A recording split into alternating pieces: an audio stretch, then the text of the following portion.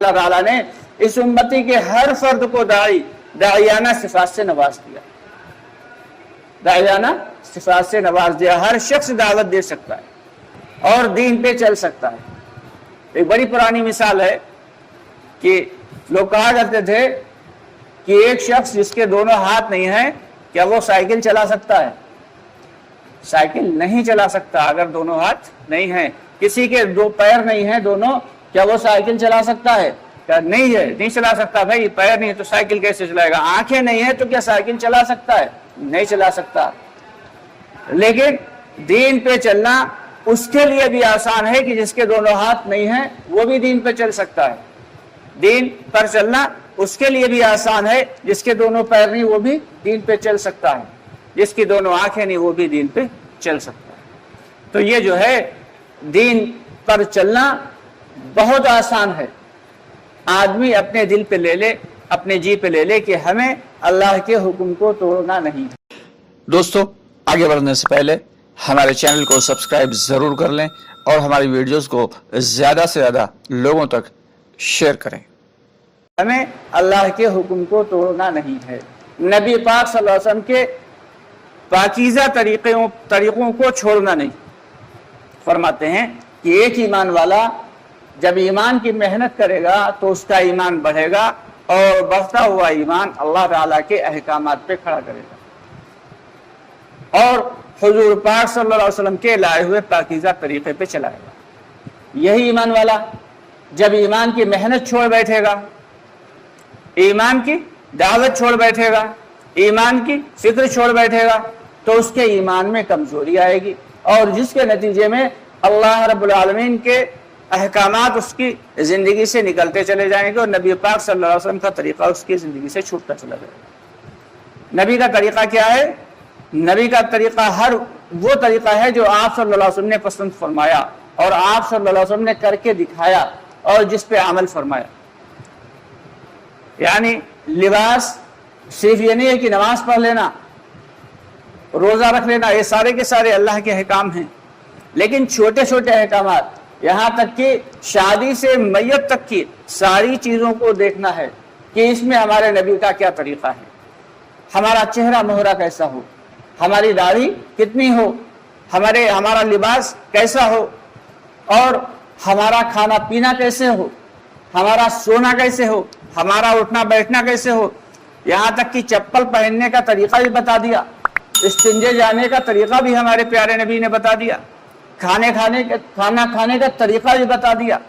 سارے کام نبی پاک صلی اللہ علیہ وسلم نے صرف بتائے ہی نہیں بلکہ کر کے دکھا دیا۔ آج تک کوئی ایسی نظیر نہیں ملتی کہ کسی شخص نے ایسی جو ہے پوری تمام جامع باتیں بتا دی، کسی شخص نے اپنے لوگوں کو ایسی پوری باتیں بتائیں، ایسی کوئی نظیر نہیں ملتی۔ آپ صلی اللہ علیہ وسلم نے یہ تک بتا دیا کہ کیسے چھینکا جائے اور جب چھینک آئے تو کیا کہا جائے، جمائی کیسے لی جائے اور جب جمائی لی جائے تو جمائی کے بعد کیا کہا جائے، یہ تک بتا دیا۔ اکثر لوگوں کو جمائی کے وقت کیا کہتے سنا گیا، جمائی کے وقت کیا کہتے ہیں، جمائی آتی ہے تو استغفر اللہ منہ سے نکلتا ہے، جبکہ طریقہ کار کیا ہے؟ نبی پاک صلی اللہ علیہ وسلم کا طریقہ یہ ہے کہ الٹے ہاتھ کو الٹا منہ پہ رکھا جائے اور لا حول ولا قوت الا باللہ پڑھیں۔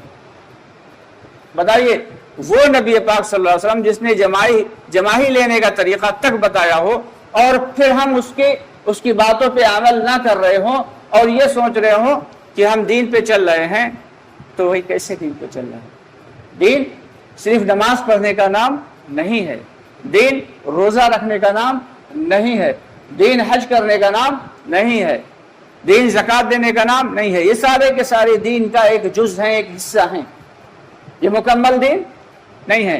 مکمل دین تو ایک پوری لائف سٹائل ہے، ایک زندگی گزارنے کا مکمل طریقہ ہے جسے کہتے ہیں مکمل دین۔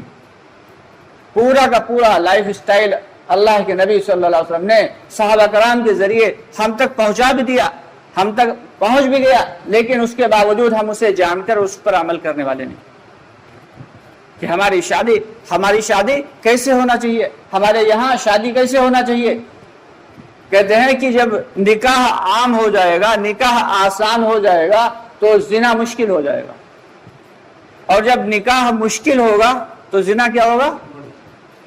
زنا آسان ہو جائے گا۔ آج کل حالات وہی ہے کہ نکاح کو اتنا مشکل کر دیا، دوسروں کو دیکھ دیکھ کے نکاح کو ایسا مشکل بنایا کہ اس میں جہیز بھی ہونا چاہیے، اس میں بڑا سا ولیمے کا نظم بھی ہونا چاہیے، اور اس میں یہ لوازمات بھی ہونا چاہیے، اتنے سارے جھنجٹ کہ ہمارے گھر کی جو بیٹیاں ہیں اچھی خاصی عمر ہوئی جا رہی لیکن ان کے نکاح نہیں ہو رہے ہیں۔ اسے پکڑ کس کی ہے بھائی؟ وہ سارے کے سارے لوگ پکڑے جائیں گے جو اس کے پیچھے کار فرما۔ تو اس لیے ہم سب کی ذمہ داری یہ ہے کہ ہم نکاح کو آسان کریں،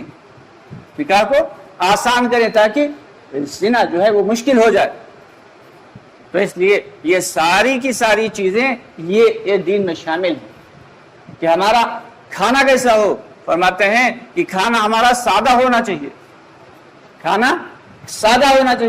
کھانا کتنا کھانا چاہیے کہ 1/3 کھانا چاہیے، یعنی جتنا پیٹ بھر جاتا ہے اس سے 1/3 حصہ، یعنی 3 کا 1 حصہ کھانا چاہیے۔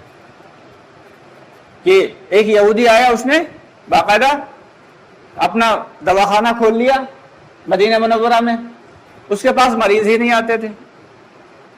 وہ بڑا پریشان کہ یہاں لوگ کیا بیمار ہی نہیں ہوتے، مریض کیوں نہیں آتے؟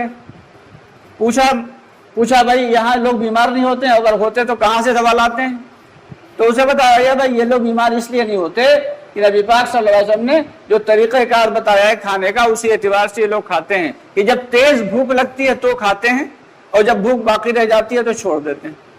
سادہ کھانا کھاتے ہیں اور 1/3 حصہ کھاتے ہیں، جب پیٹ کا 3 حصے کر لیے 1 حصہ کھانا کھاتے ہیں۔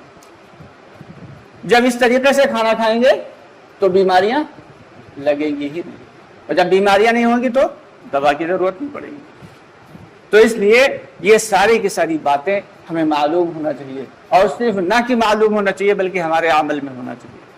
ہماری جو ہے جب وقت آتا ہے شادی کا، کسی گھر میں شادی کا جب وقت آتا ہے، نکاح کا وقت آتا ہے، تو مولانا صاحب کو لاتے تو ہیں، لا کے ایک کونے میں بٹھال دیا جاتا ہے، کنارے بٹھال دیا جاتا ہے، مولوی صاحب آپ یہاں بیٹھیے، اور وہاں جو ہے وہ دادی نہیں مان رہی اور پھوپھی نہیں مان رہی اور چچی نہیں مان رہی اور دانی نہیں مان رہی، اور ساری کی ساری رسمیں چل رہی ہیں، ایسی خرافاتی رسمیں کہ جن کے بارے میں نہ سنا نہ دیکھا، ایسی رسمیں چل رہی، یہاں تک کہ جو ہے وہ نامحرم اور محرم سب آپس میں خلط ملط ہو رہے ہیں۔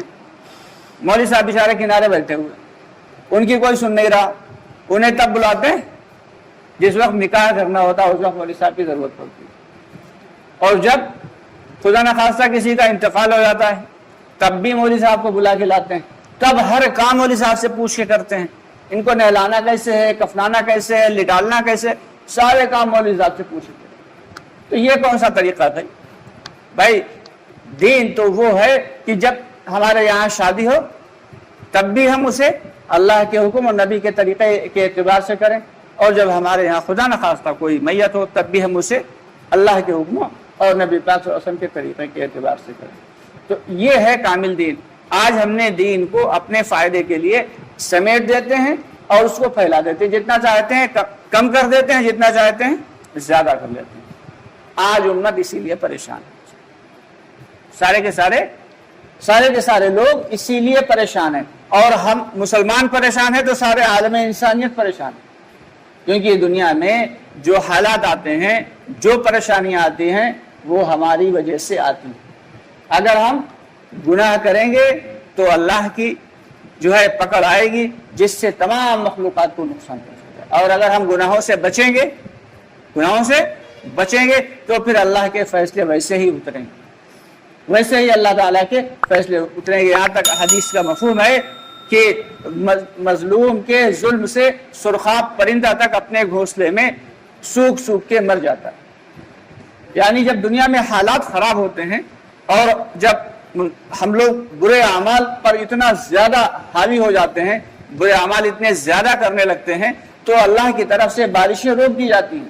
جب بارشیں رکیں گی تو چڑیوں کو دانہ نہیں ملے گا، یہاں تک کہ جو ہے پرندے تک اپنے گھونسلوں میں سوکھ کے مر جائیں گے۔ تو اس لیے ہم سب کی ذمہ داری ہے کہ اس دعوت کی محنت کے ذریعے اپنے